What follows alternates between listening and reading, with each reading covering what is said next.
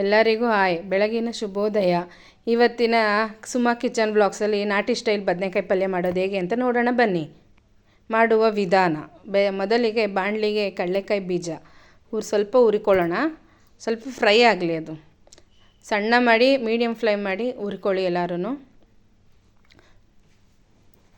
ಚೆನ್ನಾಗಿ ಫ್ರೈ ಆಗಬೇಕು. ಆಮೇಲೆ ಅದನ್ನು ಸಿಪ್ಪೆ ತೆಗೆದು ಸೈಡ್ಗೆ ಇಡೋಣ. ಅದ್ರ ಜೊತೆಗೆ ಸ್ವಲ್ಪ ಖಾರಕ್ಕೆ ಏನಾರು ಬೇಕಲ್ವ, ಅದಕ್ಕೆ ಒಣಮೆಣ್ಸಿನ್ಕಾಯಿ ಸುಮಾರು ಒಂದು 4ರಿಂದ 5 ಆ್ಯಡ್ ಮಾಡೋಣ. ಈಗ 4ರಿಂದ 5 6 ಖಾರಕ್ಕೆ ತಕ್ಕನಂಗೆ ಅಷ್ಟು ಹಾಕ್ಕೊಳ್ಳೋಣ. ಅದು ಒಣಮೆಣ್ಸಿನ್ಕಾಯಿ ಕಡಲೆ ಬೀಜದ ಜೊತೆನೇ ಫ್ರೈ ಆಗಲಿ, ಆವಾಗ ಚೆನ್ನಾಗಿರುತ್ತೆ. ಸ್ವಲ್ಪ ಫ್ರೈ ಆದಮೇಲೆ ಅದನ್ನು ತೆಗ್ದು ಸೈಡ್ಗೆ ಇಡಿ. ಹುಚ್ಚೆಳ್ಳು ಗೊತ್ತಾ ಎಲ್ಲರಿಗೂ? ಹುಚ್ಚೆಳ್ಳು ಹಾಕ್ಕೊಳ್ಳೋಣ. ಹುಚ್ಚೆಳ್ಳು ಹಾಕೋದ್ರಿಂದ ಟೇಸ್ಟ್ ಚೆನ್ನಾಗಿರುತ್ತೆ, ಬಾಡಿ ಹೆಲ್ತ್ಗೂ ಒಳ್ಳೆಯದು. ಅದರಿಂದ ಅದು ಫ್ರೈ ಮಾಡ್ಕೊಂಡು, ನಾಟಿ ಸ್ಟೈಲ್ ಅಂದಮೇಲೆ ಹುಚ್ಚೆಳ್ಳು ಇರಲೇಬೇಕು ಎಲ್ಲ ಸಾಮಾನ್ಯ ನಾಟಿ ಸ್ಟೈಲ್ಗಳಲ್ಲಿ. ಇದು ಫ್ರೈ ಮಾಡ್ತಾ ಮಾಡ್ತಾ ಸೈಡ್ಗೆ ಎತ್ಕೊಳ್ಳಿ, ಸ್ವಲ್ಪ ಗಮ್ ಅನ್ನಬೇಕು. ಅದಾದಮೇಲೆ ಈಗ ಹೆಂಗೆ ಮಾಡೋದಂತ ತೋರಿಸ್ತೀನಿ. ಮೊದಲಿಗೆ ಬದನೆಕಾಯಿ, ಆದರೂ ನೀಲಿ ಬದನೆಕಾಯಿ ಚೆನ್ನಾಗಿ ತೊಳೆದು ಎತ್ತಿಟ್ಕೊಂಡಿದ್ದೀನಿ. ಈರುಳ್ಳಿ, ಕರಿಬೇವು, ಟೊಮೆಟೊ, ಒಣಮೆಣ್ಸಿನ್ಕಾಯಿ, ಸಿಪ್ಪೆ ಬಿಡಿಸಿರೋ ಕಡಲೆಕಾಯಿ ಬೀಜ, ಹುರಿದಿರೋ ಹುಚ್ಚೆಳ್ಳು, ಇಷ್ಟು ಈಗ ರೆಡಿ ಮಾಡೋಣ. ಮೊದಲಿಗೆ ಬಾಣಲಿಗೆ ಎಣ್ಣೆ ಹಾಕ್ಕೊಳ್ಳೋಣ. ಬಾಣಲಿಗೆ ಎಣ್ಣೆಗೆ ಸಾಸಿವೆ ಸಿಡಿಬೇಕು. ಸಿಡಿದ ನಂತರ ಈರುಳ್ಳಿ, ಹಸಿಮೆಣ್ಸಿನ್ಕಾಯಿ ಏನು ಕಟ್ ಮಾಡಿದ್ದೀವೋ ಅದು ಹಾಕ್ಕೊಳ್ಳೋಣ. ಸರಿನಾ? ಸಿಡಿತಾ ಇದೆ, ಈಗ ಹಾಕ್ಕೊಳ್ಳೋಣ. ನೋಡಿ, ಈರುಳ್ಳಿ, ಹಸಿಮೆಣ್ಸಿನ್ಕಾಯಿ, ಕರಿಬೇವು. ಈರುಳ್ಳಿ ಮಾತ್ರ ಚೆನ್ನಾಗಿ ಫ್ರೈ ಆಗಬೇಕು. ತುಂಬ ಫ್ರೈ ಆಗಿಲ್ಲ ಅಂದರೆ ಅದೊಂಥರ ಟೇಸ್ಟೇ ಡಿಫ್ರೆಂಟ್ ಬಂದುಬಿಡುತ್ತೆ. ಆಲ್ಮೋಸ್ಟ್ ಮುಕ್ಕಾಲು ಭಾಗ ಬ್ರೌನಿಷಾಗಿ ಬರಬೇಕು, ಅಲ್ಲಿವರೆಗೂ ಫ್ರೈ ಮಾಡಿದ್ರೆ ಮಾತ್ರ ಚೆನ್ನಾಗಿ ಬರೋದು. ಸರಿನಾ? ಇನ್ನೊಂದೇನು ಅಂದರೆ, ಬದನೆಕಾಯಿನ ಯಾವತ್ತೂ ನೀರಿನ ಜೊತೆ ಹಾಕಿದ್ರೆ ಬೇರೆ ಟೇಸ್ಟು, ತೊಳೆದಾಗೆ ಹಂಗೆ ಹಚ್ಚಿದ್ರೆ ಬೇರೆ ಟೇಸ್ಟು ಅಲ್ವಾ? ನಾನೀಗ ಕಟ್ ಮಾಡಿ ಇಟ್ಟಿದ್ದೀನಿ ಬದನೆಕಾಯಿ. ಈಗ ಈರುಳ್ಳಿ ಫ್ರೈ ಆಗಿದೆ, ಹಾಕ್ತಾಯಿದ್ದೀನಿ. ಬದನೆಕಾಯಿ ನೀರಿನ ಜೊತೆ ಇಲ್ಲ, ನೀರಲ್ಲಿ ಸಪ್ರೇಟಾಗಿ ತೊಳೆದು ಡ್ರೈಯಾಗೆ ನಾನು ತೊಗೊಂಡಿದ್ದೀನಿ. ಇದಕ್ಕೆ ನೀರು ಆ್ಯಡ್ ಮಾಡ್ದಿರೋದ್ರಿಂದ ನಾನು ನೀರಲ್ಲಿ ಜೊತೆ ತೊಗೊಂಡಿಲ್ಲ, ಅಲ್ಲೇ ಹಚ್ಚಿ ಅಲ್ಲೇ ಮಾಡ್ತಾಯಿದ್ದೀನಿ. ಇದು ಸ್ವಲ್ಪ ಅರಿಶಿನ ಹಾಕೋಣ. ಸ್ವಲ್ಪ ಚೆನ್ನಾಗಿ ಫ್ರೈ ಆಗಲಿ. ಬದನೆಕಾಯಿ ಬೇಯಬೇಕಂತ ಸ್ವಲ್ಪ ಸಾಲ್ಟ್ ಹಾಕ್ತೀನಿ. ಸಾಲ್ಟ್ ಹಾಕೋಣ. ಈಗ ಸ್ವಲ್ಪ ಸಾಲ್ಟು ಎಷ್ಟು ರುಚಿಗೆ ಬೇಕೋ ಅಷ್ಟು ಹಾಕ್ಕೊಳ್ಳಿ. ಚೆನ್ನಾಗಿ ಫ್ರೈ ಆಗಲಿ. ಆಲ್ಮೋಸ್ಟು ಮುಕ್ಕಾಲು ಭಾಗ ಬೇಯಬೇಕು.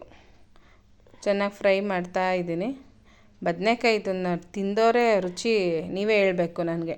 ಟ್ರೈ ಮಾಡಿ ಮನೇಲಿ, ಸೂಪರಾಗಿರುತ್ತೆ. ಡಿಫ್ರೆಂಟಾಗಿ ಬದನೆಕಾಯಿ ಪಲ್ಯಗಳು ತೋರಿಸ್ತೀನಿ. ಚೆನ್ನಾಗಿ ಫ್ರೈ ಆಗ್ತಾಯಿದೆ. ಇದಕ್ಕೆ ನಾವು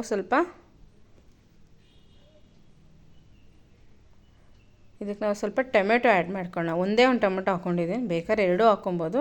ಟೊಮೊಟೊ ಬಂದು ಆಪ್ಷನಲ್ಲು, ಚೆನ್ನಾಗಿರುತ್ತೆ, ಸ್ವಲ್ಪ ಟೇಸ್ಟ್ ಕೊಡುತ್ತೆ. ಸ್ವಲ್ಪ ಹುಳಿ ನಾಟಿ ಟೊಮೊಟೊ ತೊಗೊಂಡಿದ್ದೀನಿ, ಒಂದು ಟೊಮೊಟೊ ತೊಗೊಂಡು ಹಚ್ಚಿ ಅದಕ್ಕೂ ಹಾಕಿ ಫ್ರೈ ಮಾಡ್ತಾಯಿದ್ದೀನಿ.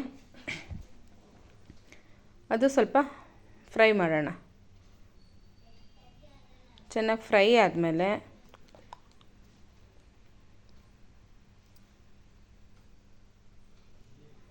ಮುಚ್ಚಿಟ್ಬಿಟ್ಟು ಫ್ರೈ ಮಾಡಿಬಿಡೋಣ. ಮುಚ್ಚಿಟ್ಬಿಡೋಣ, ಸ್ವಲ್ಪ ಬೇಯಬೇಕಲ್ವಾ, ಸುಮ್ಮನೆ ಅಬೆರಿಟ್ರೆ ಆಗೋದಿಲ್ಲ.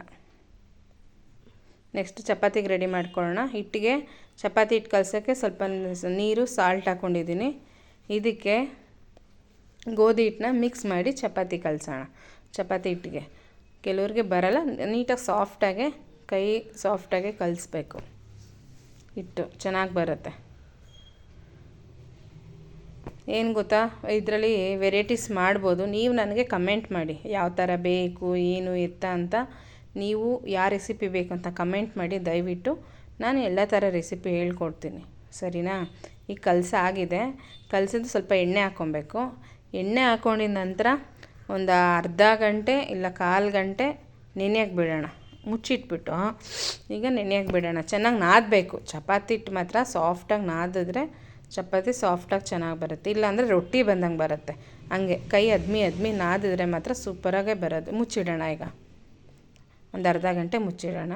ಪಲ್ಯ ಏನಾಗಿದೆ ಅಂತಲೂ ನೋಡೋಣ. ನೆಕ್ಸ್ಟು ಚಪಾತಿ ಮಾಡ್ಕೊಂಬಿಡೋಣ. ಚಪಾತಿ ಹಿಟ್ಟು ಒಂದು ಸ್ವಲ್ಪ ತೊಗೊಂಡು, ಇನ್ನೊಂದು ಏನು ಗೊತ್ತಾ, ಸಾಮಾನ್ಯವಾಗಿ ಎಲ್ಲರೂ ಚಪಾತಿ ಒತ್ತೋಕ್ಕೆ ಗೋಧಿ ಹಿಟ್ಟೇ ಯೂಸ್ ಮಾಡ್ತಾರೆ. ಆದರೆ ನಾನು ಹಂಗಲ್ಲ, ಮೈದಾ ಹಿಟ್ಟು ಯೂಸ್ ಮಾಡ್ತೀನಿ. ಯಾಕೆ ಹೇಳಿ, ಮೈದಾ ಹಿಟ್ಟು ಅಂಟ್ಕೊಳ್ಳುತ್ತೆ, ಧೂಳು ಬರಲ್ಲ ಯಾವತ್ತಿದ್ರೂ ಅಷ್ಟೇ. ಅದೊಂದು ಟಿಪ್ಸು. ನೀವು ಯಾವತ್ತಿದ್ರೂ ಅಷ್ಟೇ ಚಪಾತಿ ಮಾಡಬೇಕು ಅಂದರೆ ಗೋಧಿ ಹಿಟ್ಟು ಆ್ಯಡ್ ಮಾಡಬೇಡಿ. ಚಪಾತಿ ಮೇಲಿಗೆ ಮೈದಾ ಹಿಟ್ಟು ಆ್ಯಡ್ ಮಾಡಿ, ಅದು ಮೆತ್ಕೊಳ್ಳಲ್ಲ, ಚೆನ್ನಾಗಿ ಬರುತ್ತೆ ಚಪಾತಿ. ಬೂದಿಗೆ ಧೂಳು ಅಂತಾರೆ, ಅಯ್ಯೋ ಯಾಕೋ ಗೊತ್ತಿಲ್ಲ ಧೂಳು ಬರುತ್ತೆ ಅಂತಾರಲ್ಲ, ಆ ಥರ. ಯಾರ್ಯಾರು ಮೈದಾ ಹಿಟ್ಟು ಯೂಸ್ ಮಾಡ್ತೀರಾ ನಂಗೆ ಕಮೆಂಟ್ ಮಾಡಿ ನೀವು ಚಪಾತೀಲಿ, ಸರಿನಾ? ಈಗ ಎಣ್ಣೆ ಹಾಕ್ಕೊಂಡು ಫೋಲ್ಡ್ ಮಾಡೋಣ.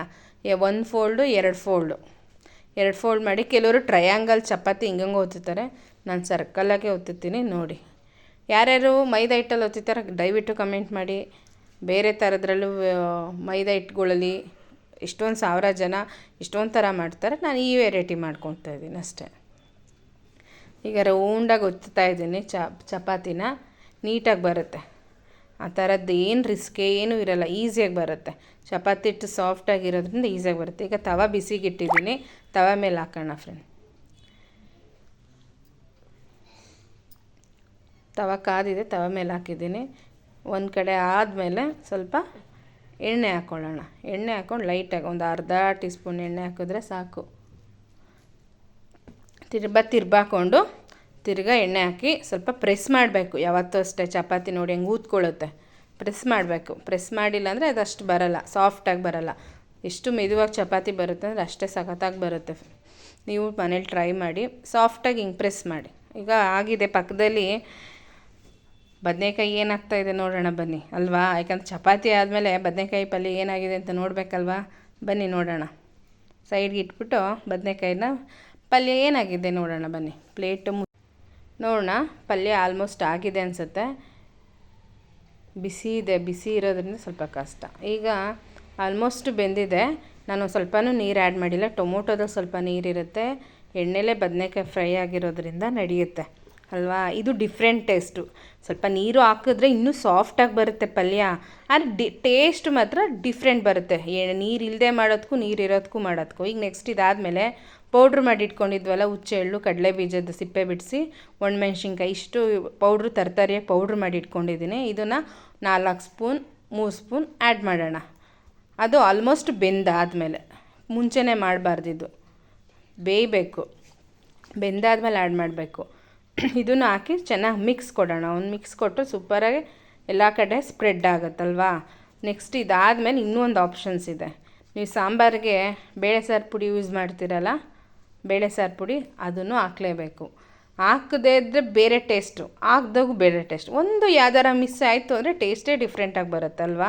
ಅದಕ್ಕಾಗಿ ನಾನು ಈಗ ಚಿಲ್ಲಿ ಪೌಡರ್, ಇದು ಹಸಿಮೆಣ್ಸಿನ್ಕಾಯಿ ಯೂಸ್ ಮಾಡಿದ್ದೆ, ಒಣಮೆಣ್ಸಿನ್ಕಾಯಿ ಸ್ವಲ್ಪ ಖಾರಕ್ಕೆ ಹಾಕ್ಕೊಂಡಿದ್ದೆ. ಈಗ ನೋಡಿ ಬೇಳೆ ಸಾರು ಪುಡಿ ಒಂದು ಅರ್ಧ ಸ್ಪೂನ್ 1 ಸ್ಪೂನ್ ಹಾಕಿದ್ದೀನಿ. ಇದನ್ನು ಚೆನ್ನಾಗಿ ಮಿಕ್ಸ್ ಕೊಟ್ಟು ಲಾಸ್ಟಲ್ಲಿ ಕೊತ್ತಂಬರಿ ಸೊಪ್ಪು ಉದುರಿಸೋಣ. ಫೈನಲಿಗೆ ಆಯಿತು, ಬದನೆಕಾಯಿ ನಾಟಿ ಸ್ಟೈಲ್ ಬದನೆಕಾಯಿ ಪಲ್ಯ ರೆಡಿ.